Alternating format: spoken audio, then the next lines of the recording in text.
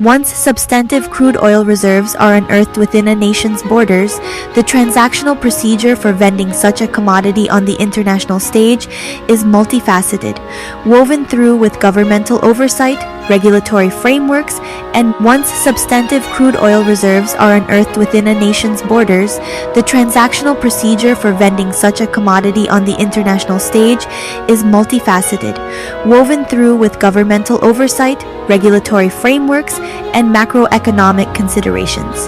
The government typically steps in as a gatekeeper and regulator. They formulate policies that govern exploration, production, and export of crude oil.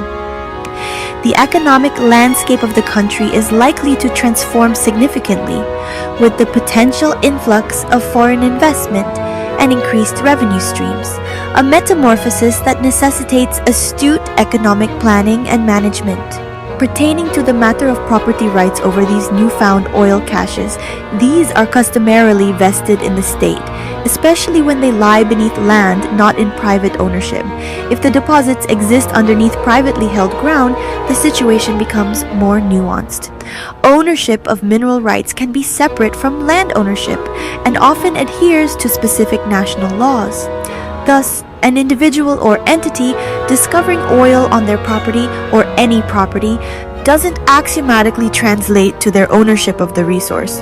In such circumstances, individuals or companies typically can't trade the oil for money independently. They'd need to negotiate with the state or actual rights holders, who might be private individuals if mineral rights are separately owned.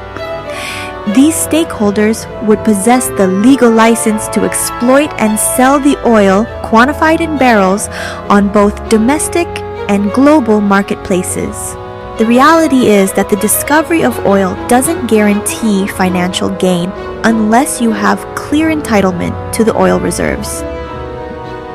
The acquisition of rights, compliance with environmental and economic regulations, and navigation through the corridors of international trade laws become imperative steps in the valorization of this subterranean bounty. Crude oil reserves represent a pivotal element of the world economy, and their significance is reflected in how they influence global demand and supply dynamics. The reserves are unequally distributed across the globe, with countries like Venezuela, Saudi Arabia, Canada, Iran, and Iraq boasting some of the largest proven reserves. The world economy often sees oil as a barometer of overall health and stability, given its vast usage in energy production, transportation, and as a raw material for various industrial products. Countries with substantial oil reserves can wield appreciable influence in the global market, especially those who are part of the Organization of the Petroleum Exporting Countries, OPEC, which actively seeks to manage oil production in an attempt to control prices. In terms of quantities, as of the early 2020s, the world's oil production was approximately 90 to 100 million barrels per day. Annually, this would translate into over 30 billion barrels of oil. Financially, the amount of money traded daily is variable, hinging on the fluctuating price per barrel of oil, which is influenced by the interplay between supply and demand, geopolitical tensions, OPEC decisions, currency fluctuations, and other global events. OPEC countries, along with Russia and other significant non-OPEC oil producers, rank prominently in international economic standings because of their capacity to affect global oil prices through production adjustments. Conversely, countries with scant reserves or those dependent on oil imports are more susceptible to external market shifts and price volatility. In sheer economic terms, the oil industry is extraordinarily capital-intensive and pivotal, as the revenue from oil trade is a major component of the gross domestic product, GDP, for oil-rich nations.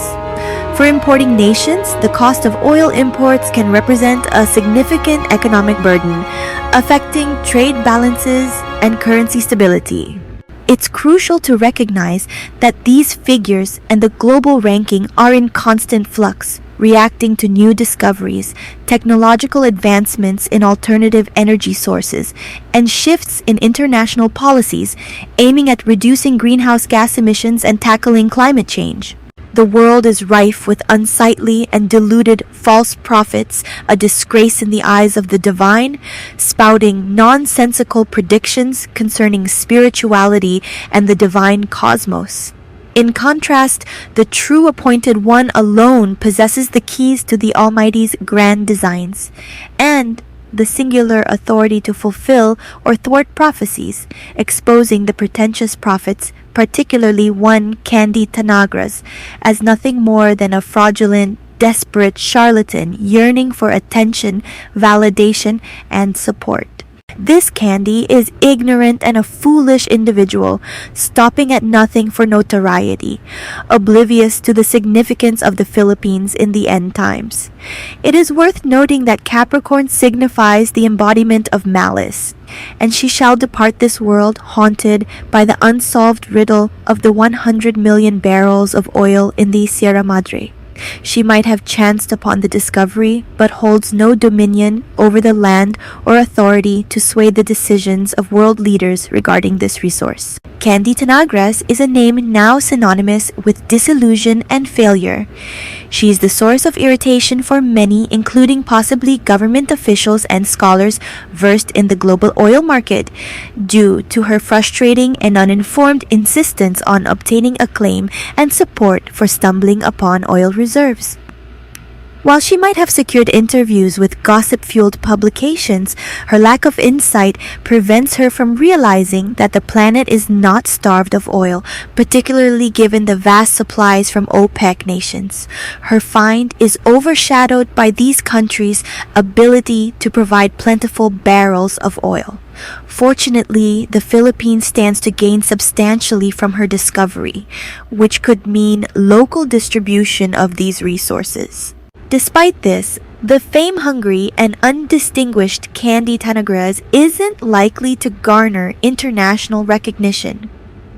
Faced with this disappointment, she persists in her harmful behavior, escalating to desperate, deceptive tactics, and even resorting to aggressive threats against other social media users and influencers in a bid to elevate her own profile.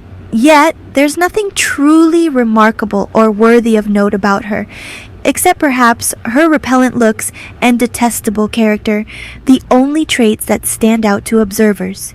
Her darker tendencies involve spewing harmful and deceitful rhetoric at those who rebuff her unfounded, ignorant quests for celebrity. She's a master of manipulation, driven by purely egoistical motives.